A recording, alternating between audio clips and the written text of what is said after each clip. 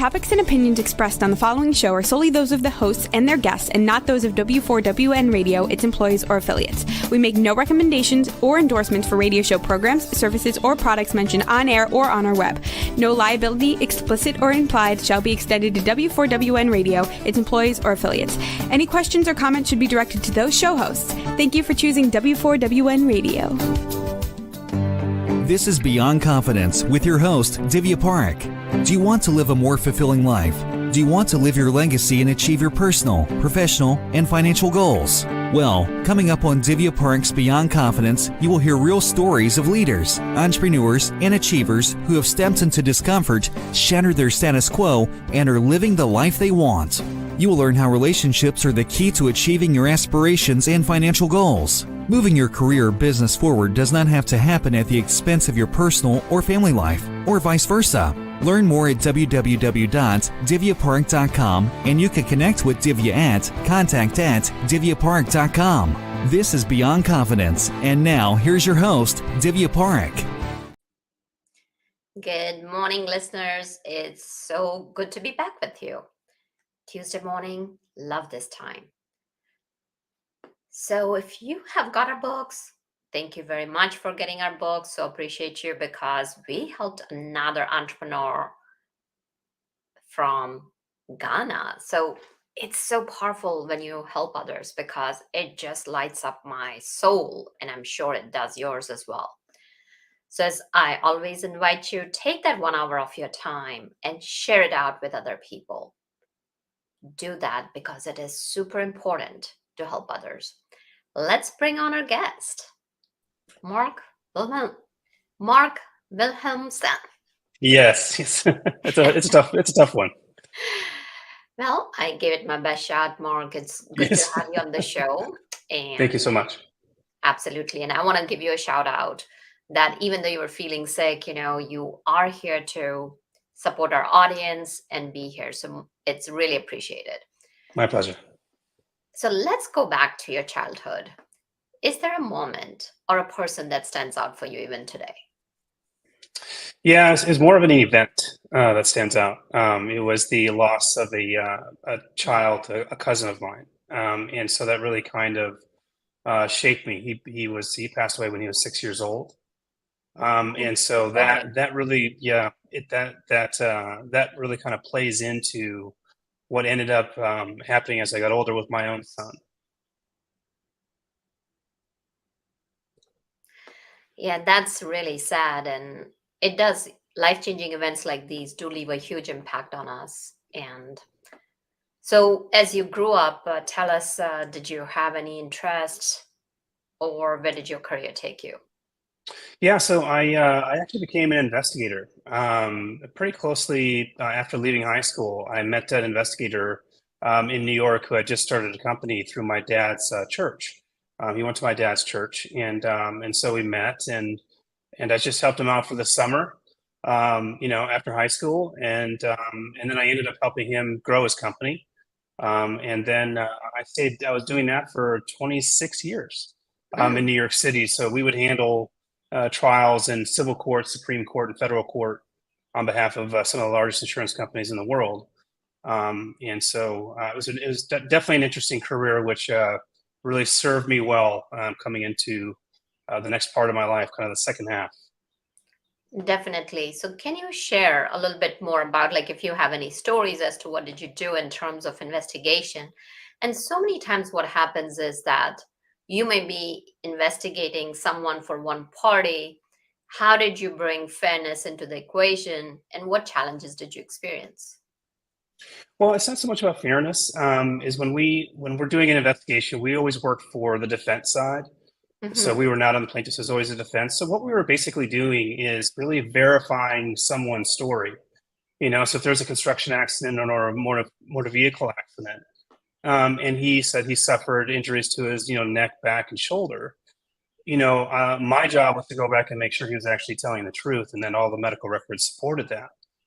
So I had to take a real clear look, not only, from the accident itself, but one of my specialties was background investigation. So I dived back into the history of them, even back into grade school, in some cases, to see if there are any other injuries that could have that were, let's see, similar to the injuries that they reported in the accident that we had, as an example.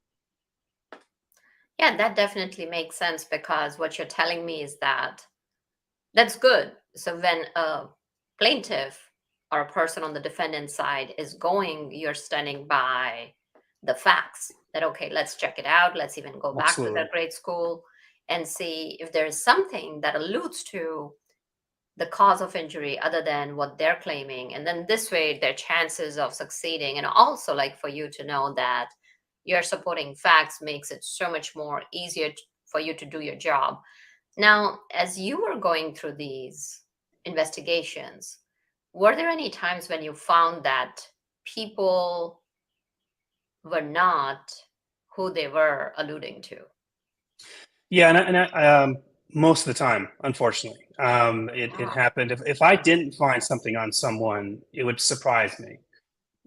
It's too bad that that was the case. But at the same time, it could be something minor or it could be something major. The thing about people who, let's say, have a lot of cases over the years and bring multiple cases is they learn from their attorneys, how to say things a certain way, how to, let's say, we had one case, a big case, where the guy basically said he didn't have a middle initial, like he didn't have a middle name. And what he was doing was covering up the fact that he had a prior case with the same injuries. And that's how I caught him, because I went through a bunch of his records and then I found the only thing I could find on this guy was that he did have a middle name. And so when I ran the middle name, that old case came up and just blew the case wide open. That was $1 million middle initial, is what what the attorney told me. So yeah, I mean, it's just one of those things where, as far as fairness, I mean, we were 100% fair. It's literally just data. It's not opinion. It's either you have these injuries or you don't. Either you can back them up or you can't. It doesn't mean they're necessarily going to lose the case, but they'll get a lot less than they thought.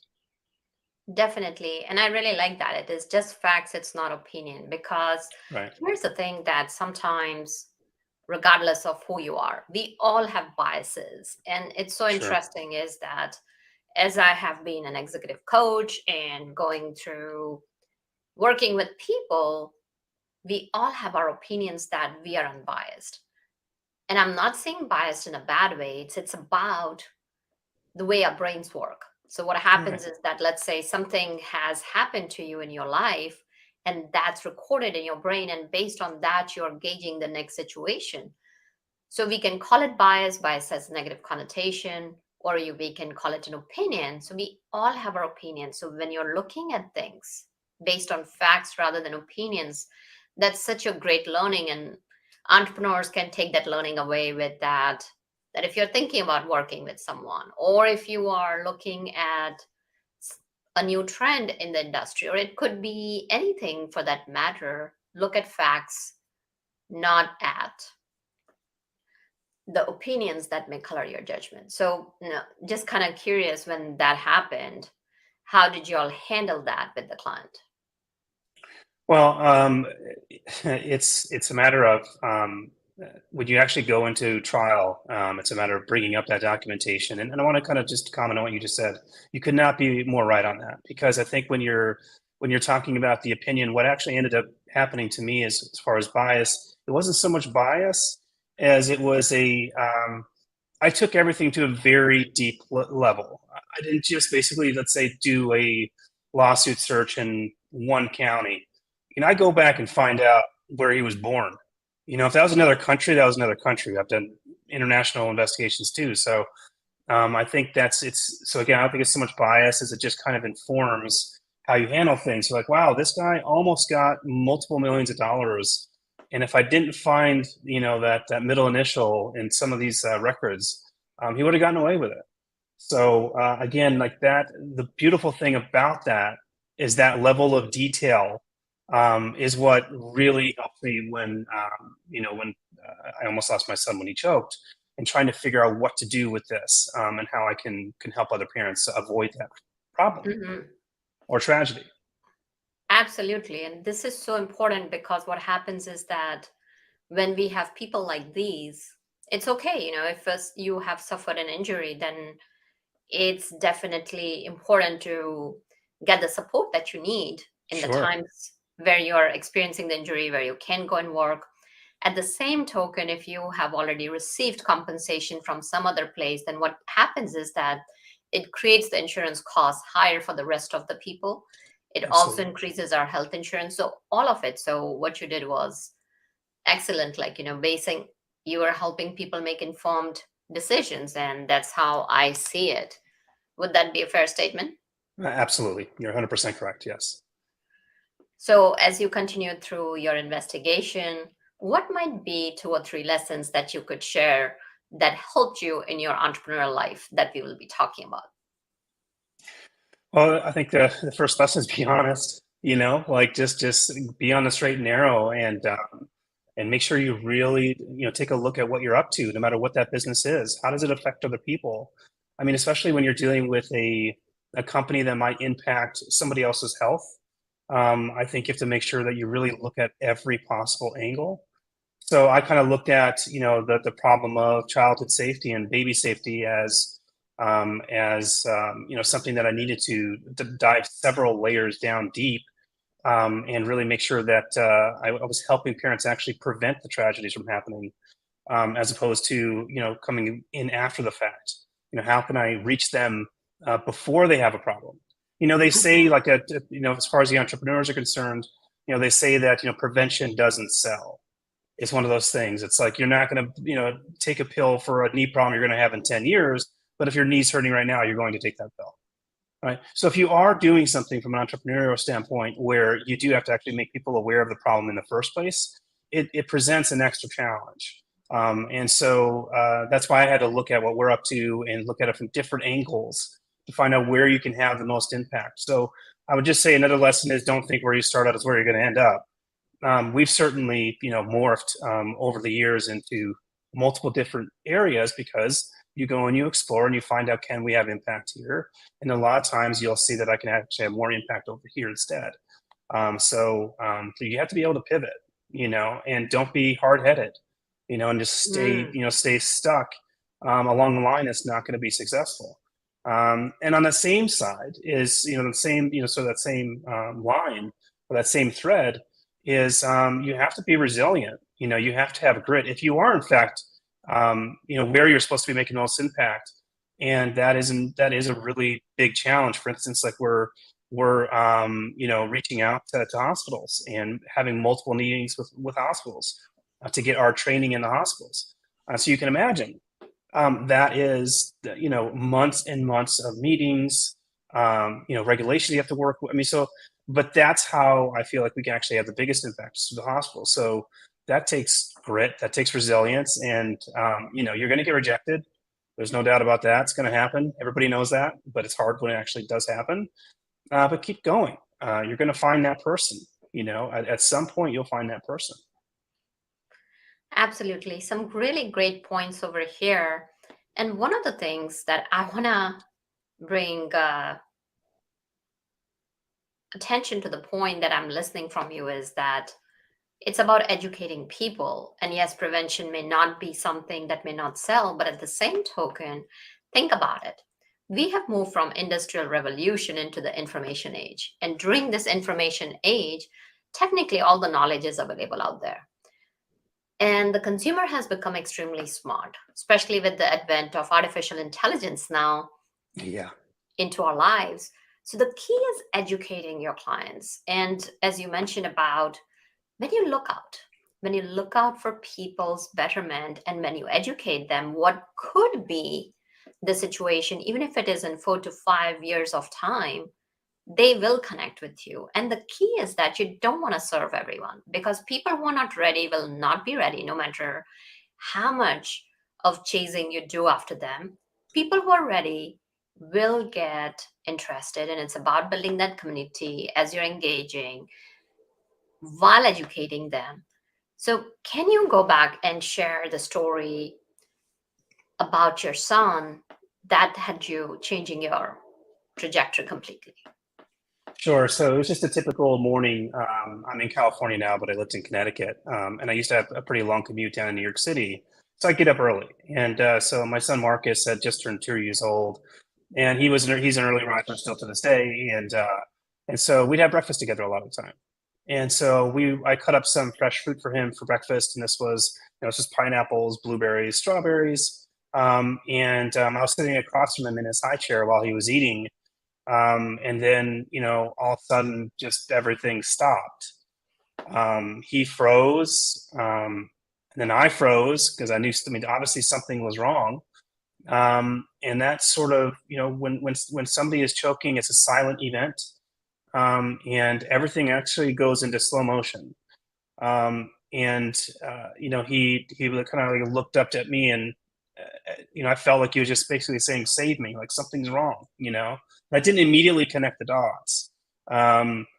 But what ended up happening is he ended up just violently coughing. Everything flying out and just violently coughing, and here I was, I admit this very freely. Here I was, I had an infant, child upstairs. I had four kids, and I didn't know what to do. So I panicked, I froze. I didn't have a clue what to do. And so I got lucky though. So, luck saved him, not me. But what I did in that moment was make a vow to him and my family that I wouldn't let that happen again. And that ties me back to when you asked me earlier, about sort of the most, the event that, has carried a lot of weight throughout my life of losing my cousin, at such a young age, that until you feel a pain of the loss of a child, you really don't know what pain is actually like. And so the thought that I came that close and to think that it's such a simple skill to learn, and that's the thing. It's easy to do. It's easy not to do. And so I think when you talk about prevention doesn't sell, it's like, I think you're absolutely correct in the way you articulated it. It's like you just have to educate them. And 72% of parents aren't even aware that the number one cause of childhood deaths are from unintentional injuries. So you have an awareness problem, and then you have an education problem. So we have challenges, but I'm not going to, let it go by the wayside. I'm going to try to do everything I can to get it in front of as many people as I can. And I think, again, to circle back to when you're analyzing what channels you should start your company and start that, how you can have the biggest impact is not always the thing that's going to bring you the most money right away. The hospital thing, that's a long-term, multi-year, endeavor. And that's not something that's going to, that's going to monetize too quickly. That's going to take time. So if you're actually in it for the cause as well as, of course, you want to run a successful business, you have to understand that this stuff takes time.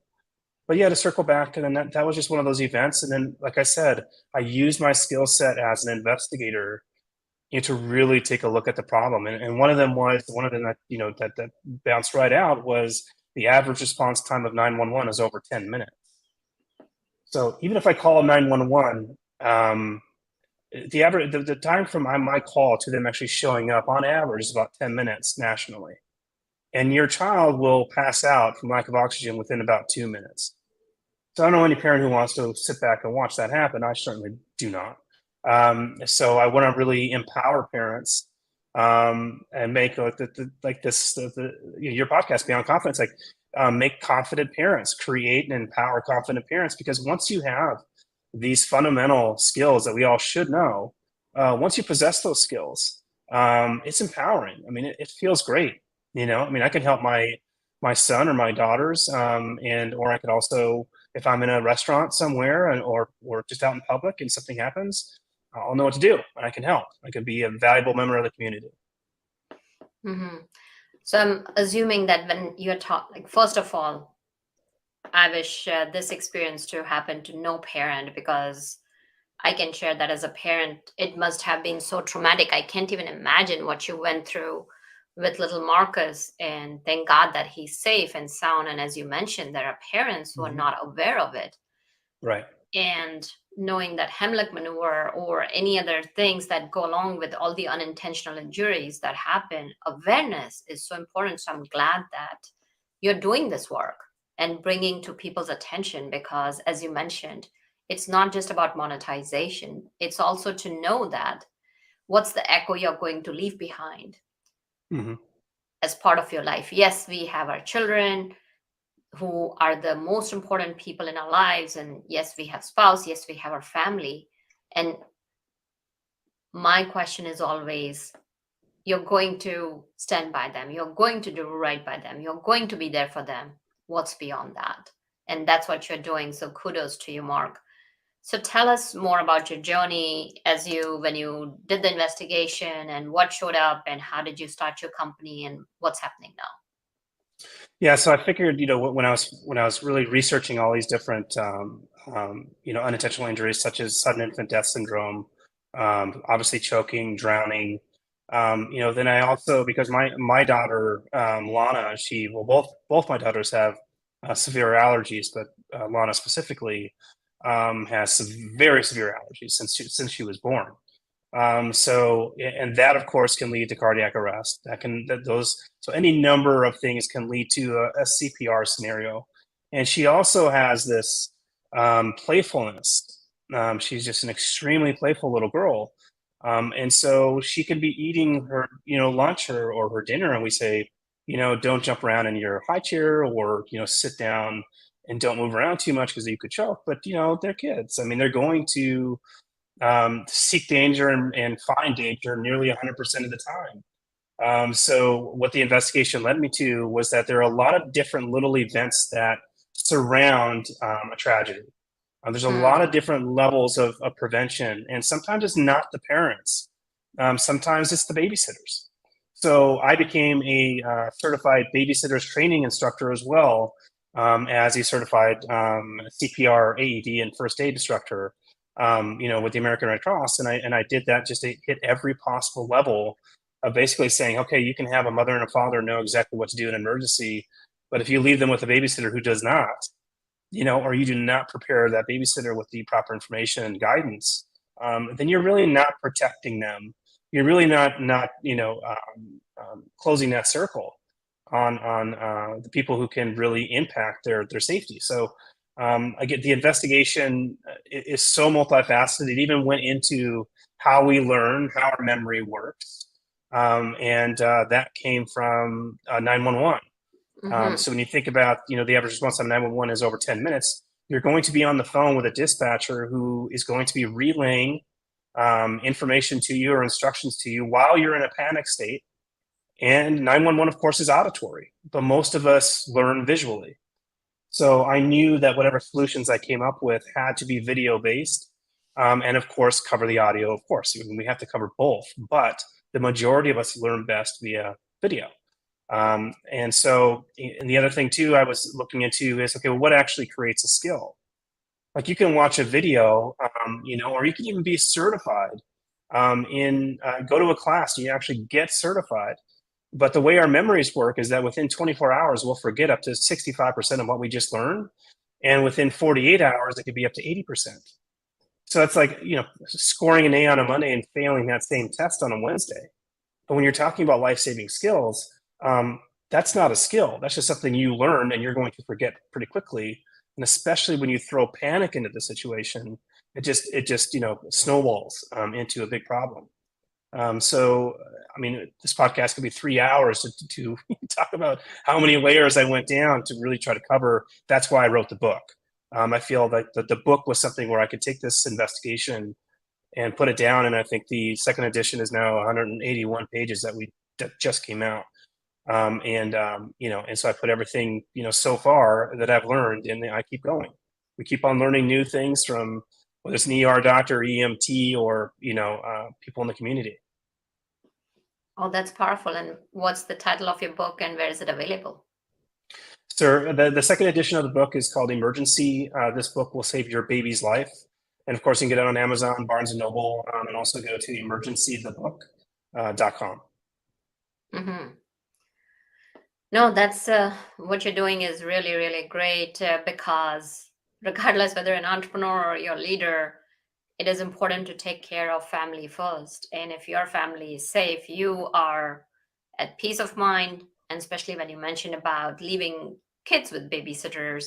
And usually so many times it happens is that, we have got a teenager in the neighborhood. So it's important to ask those questions if the teenager is trained. If not, helping them get trained and making sure that your children are safe. So can you just kind of, for our audience, can you just kind of share with us, like, what are some general threats that are around that people can be aware of? Well, sure. I think if we look at the leading causes, you're looking at, again, at choking. It's also, it's age specific. So the first year of when you're a baby, of course, is going to be sudden infant death syndrome. It's going to be suffocations, unfortunately. And so when you look at the numbers, it's about we lose about 8,000 children a year to unintentional injuries. And if you do the math on that, that's nearly 1 per hour.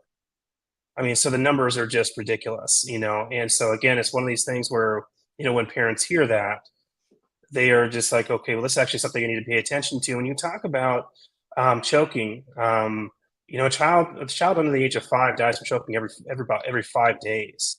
So, I mean, this is, and the thing is, you think about too, is in the investigation again, is, okay, well, for every death, how many ER visits are there, right? So it's not just about, a tragedy. It's also about, you could have a life-altering injury. I mean, if you've ever seen a child who's been, deprived, has oxygen deprivation to the brain, it's very sad. That child's life has changed forever, whether that's from drowning or some other event, such as choking. And so, as far as drowning too, again, another leading cause. We actually, we created a masterclass with all of our videos that you could watch about, whether you're an expecting parent all the way to a parent with a teenager. We have CPR, we have choking, we have, severe allergic reactions, poisonings, all that kind of stuff, all that kind of information in there. But we spoke with a local lifeguard association member in New York at the time, and she nearly drowned when she was in her teens. And she was, now when we met her, she was 70 years old. And because of how traumatic that event was, she spent her whole life trying to teach families how to safely swim. And one of the things that she said, which was really interesting, was when you have little toddlers and they're crawling around and you might put them down for a nap, and sometimes you can lose track of them, right? I mean, if you have a big enough house too, it causes like another layer of the issue. But she said something very interesting. She says, if your child ever went missing, she says most parents are going to start checking, under the beds or in the closets, She says that's a mistake. She says the first place you check are any and all water sources, because they can drown within 30 seconds, or less. And then sometimes it's just as much as like an inch of water. So it's like those types of, it really gives you a situational awareness when you hear all these little things that you've never heard before. And it makes you really think about whenever you walk into any situation, even a family that you go over there for, let's say a pool party, you're going to look at that situation different after you go through the training, because you're going to go there and you're like, okay, well, where is the designated water watcher? Who's watching these kids, right? And are the watchers on a rotation basis, or is there just one, teenager kid who's probably going to be on his phone? Right. So the point is that there's so many different little things that we need to be situationally aware of.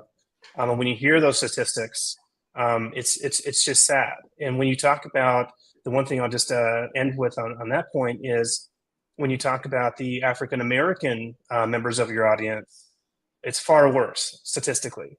So if sudden infant death syndrome, they're twice as likely to pass away from sudden infant death syndrome.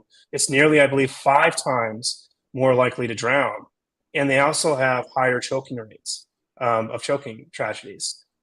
So again, it's an education problem, it's an awareness problem, and the numbers are just staggering. And so we're doing everything we can to get that information out there to as many people as we can. Well, thank you for sharing all that. You mentioned about a masterclass. How can people access that? Sure. That's at the main company website, which is ourchildskeeper.com. And there you can access the masterclass. So we also have a link you can click on just to have a sneak peek inside. But again, it doesn't matter whether you're an expecting parent or parent with children under the age of 5, or even, there's no age where your child is not, like, for instance, I have a 15-year-old daughter, and our CPR and our choking sequence, the rescue sequence for CPR and choking is relevant for them too. Now, there's no age where you don't want to know this stuff. So I encourage every expecting parent, and also grandparents, babysitters, caregivers. If you really want to serve that family and your grandchildren, in a lot of cases, the way to do that is to learn these skills as well. There's no better gift you can give to your children or your somebody you're working for. Mm-hmm. So that's a lot of information that people can go through and become aware of it. Now, as we bring this to a wrap, what would you say are the most important safety skills that parents need to know, or for that matter, like you mentioned, babysitters or caregivers or grandparents for that matter?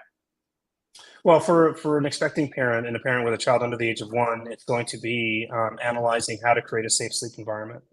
How do you reduce the risk of SIDS, son-infant death syndrome? And a lot of parents aren't aware that newborns can choke. So a lot of times that education for choking and CPR, which would be my next 2 suggestions, don't really kind of even think that their newborn can choke. But the fact is that newborns can choke on breast milk, formula.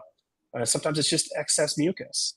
There's a heartbreaking, had a great ending, but there's a video with a Michigan state trooper, is on his, his webcam there that he was at the car cam, and he was actually able to save a newborn baby who was choking just on milk, and the whole family was outside, handing their baby to this police officer, and it had a nice ending. But it's just like, so a lot of parents aren't aware of those little things. And then as you get older, of course, choking. And then, if just learning about choking is not enough. And the reason I say that is because if you learn how to save a baby or a child from choking, you have to think about the next step, right? So what if it doesn't work, right? So what if the object that's stuck in their airway, you're not able to get it out? And so what's next? Well, they're going to become unconscious. And so you also need to learn CPR. And how you save a baby from choking in CPR and how you save a child over the age of 1 from choking in CPR, they're 2 entirely different skill sets. So you have to be aware of that too. So as your children grow older, you have to update that training. And so what we would highly recommend is that parents come in for refreshers. So they come in, refresh those skills, and make sure that they stay up to date. And also, of course, the American Red Cross will send out updates on, like we just got an update. That's why I had to write the 2nd edition to my book really fast, was because we released the 1st edition of the book, and then the American Red Cross came out and changed the rescue sequence for infant CPR. Kind of a big deal, So I literally stopped marketing the 1st book completely, and had to write the 2nd edition and update all the training. So we're doing all that all the updated videos and everything ourselves. So it's been a challenge, but it's a worthy one. Absolutely. And thank you for doing all that you're doing for our next generation. And gosh, it's like for all the parents, because you've got to be there for your children. And we wish each and every one of you happy childhood, and especially for parents seeing their kids grow up to be wonderful human beings, and just being aware of this. So you're definitely doing a great service, Mark. Thank you for joining us. Would you like to share any last thoughts? No, I would just kind of go on what you just said. Is we as parents, we really focus on providing and protecting our kids, and a lot of times we focus more on the providing part. And when we're talking about the fundamentals, like what are the basics, the fundamentals, what are the pillars of parenting? I would argue it's very clearly the number 1 thing is protecting them. Learn how to protect the kids. That's not to say to be a helicopter parent. I'm not saying that at all. Have them go out, have them explore. They're going to get injured, but be ready if something major does happen. And I think what that does when you empower the parents, that's felt by the family. When you have some people who actually know what they're doing, it really gives. There's a different frequency. I don't know exactly how to explain it, but it feels really good. And I think that the kids have that level of safety around you. Just like my grandfather, who was in World War II airplane pilot, And, whenever we were around him, like if we were in the mountains of Colorado with him camping, I didn't worry about a bear coming out or whatever. It's like, if he was around, I knew that he had thought these things through, right? So there's this level of safety that you felt around him that was palpable, that you could feel it. And so I think becoming that for your family is something that is a wonderful thing to give. Yeah, absolutely. I agree that, because kids know my parents got this. And also, as your kids are growing older, especially the older siblings, as you train them, you're Yeah. inculcating and instilling in them this safety behavior, which is like, hey, go out and explore. We're not stopping you from exploring and living life. It's just that knowing if something happens, it's just having a training. It's very much like if you think That's about right. it, oh, just because may get a heart attack, I'm going to stop walking. It would be almost like that. So you're not going to just start walking because of the fear. You're going to start walking because you can live the life you want. And what you're sharing is that in the event if something happens, you're prepared, and there's nothing like being prepared. So, Mark, thank you for joining us. Well, thank you so much. I really appreciate it. It's been fantastic. Absolutely. Thank you, listeners, for joining us, and hope this episode provided you with a ton of information. If there's anything else that you're looking for that can make your life easier, more joyful, more healthy, more successful, please reach out to us and let us know your thoughts. And I want to thank you for reaching out to me always and sharing your thoughts and feedback. And we will bring experts for you that will support you in the quest of the lifestyle that you deserve. So thank you for joining us today. And thank you, Juan, for making the show technically possible.